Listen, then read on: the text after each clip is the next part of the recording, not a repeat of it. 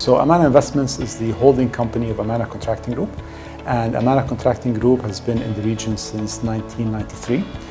We are most known for constructing on design-build basis industrial facilities. So think of us as factories and distribution centers. 10 years ago, we started an experiment, I would say, in off-site construction in concrete. It was called back then CMC, Amana Concrete Modular Construction, which quickly rebranded to DUBOX.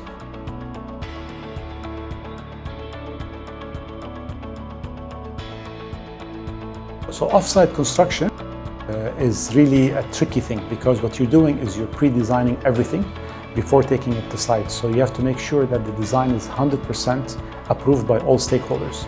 And to do that through traditional design tools is very difficult. The BIM environment, Building Information Management environment, allows different stakeholders to work on the same model and collaborate, therefore cutting the time to design that satisfies all the requirements. And it allows for detecting any clashes between different disciplines, such as civil and mechanical and electrical and so on. So without the BIM environment, I don't think we would be able to operate and deliver on off-site construction solutions. And in fact, that's the reason why, one reason why off-site construction has been growing the last few years is because the technology has enabled it to do so.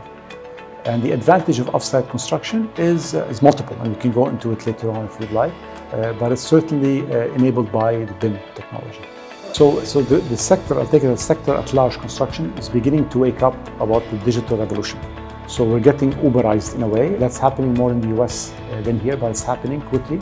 And the whole sector is moving along with that. And as a result, we've become conscious in the company the importance of digitizing ourselves.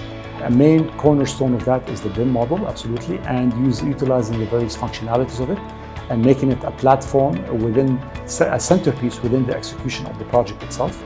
Along with that comes the ERP system that needs to talk hand in glove with the BIM model and the BIM ecosystem. But also along with all of these comes a lot of new technologies that we are test bedding in the company, and we are allowing a friendly environment for startups to test bed in the company. Things such as use of drones, use of machine learning, possibility of use of, once you have the data, the analytics and the AI, the machine learning on top of that data, the computer vision at site. So we are actually testing with different startups and having that environment within the company to allow incorporation of new ideas and new technologies, because if we don't disrupt and evolve ourselves, we worry that we will be disrupted by others coming in. Well, as Saudi Amana, they have, they've been with us on a journey. So as we shifted from a project-centric focus, really building the foundations using BIM, we've now moved into more sort of data-centric focus, which enables us to make better decision makings through the use of that data. They're working with us, they're using our requirements, so the Red Sea Development Company requirements, and they've also incorporated some international standards, so ISO 19650.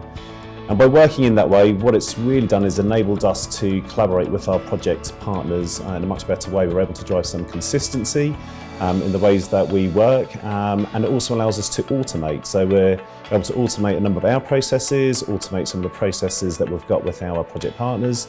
And some of them can be really quite simple. So we've been able to automate some of our quality processes, which has enabled us to move a lot quicker, but allows us to make better decisions.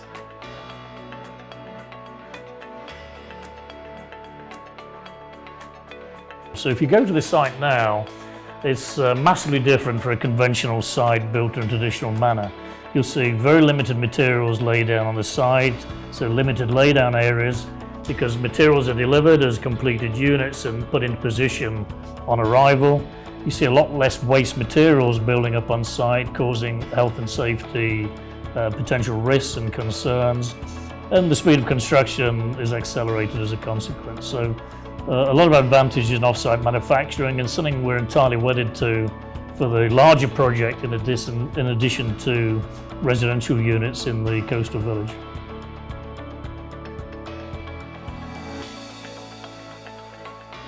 We had a forecast at one time of 50,000 workers to build phase one of our project, but through extensive use of off-site manufacturing, we're confident we can reduce that to below 30,000.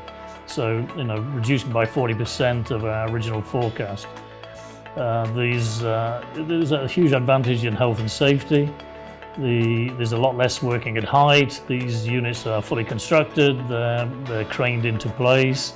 So the health and safety really comes down to craneage operations with accurate method statements and prior agreements on processes and methods of working that can be carefully controlled. Because of the modular nature of the work, we're able to make a change once and then we can see that trickle down through the assembly process. So again, just helps us to accelerate the work that we're doing. To be specific about some of the work that we're seeing on site or some of the advantages that we're seeing on site, the coordination that has happened all the way through the design process. When our modules come together on site, they're much easier to work at the interfaces. A lot of those sort of issues have been worked out earlier on in the process.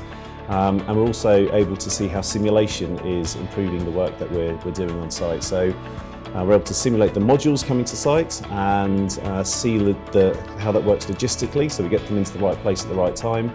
But also there's other benefits. So we're able to simulate those dropping in and we can then see or start to recognise some health and safety benefits as well.